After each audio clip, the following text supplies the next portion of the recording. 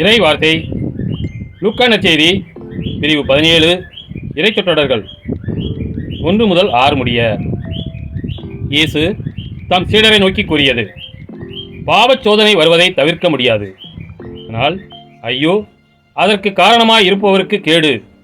அவர் இச்சிறியோருள் எவரையாவது பாவத்தில் விழச் செய்வதை விட அவ்வாறு செய்பவரது கழுத்தில் ஓர் எந்திரக்கல்லை கட்டி அவரை கடலில் தள்ளிவிடுவது அவருக்கு நல்லது. எனவே நீங்கள் எச்சரிக்கையாய் இருங்கள். உங்களுடைய சகோதரர் சகோதரிகளுள் ஒருவர் பாவம் செய்தால் அவரை கடிந்து கொள்ளுங்கள். அவர் மனம் மாறினால் அவரை மன்னியுங்கள். ஒரே நாளில் அவர் 7 முறை உங்களுக்கு எதிராக பாவம் செய்து 7 முறையும் உங்களிடம் திரும்பி வந்து நான் மனம் மாறிவிட்டேன் என்று சொல்வார்களானால் அவரை மன்னித்து விடுங்கள். திருத்தூதர்கள் ஆண்டவரிடம் எங்கள் நம்பிக்கையை மிகுதியாக்கும் என்று கேட்டார்கள்.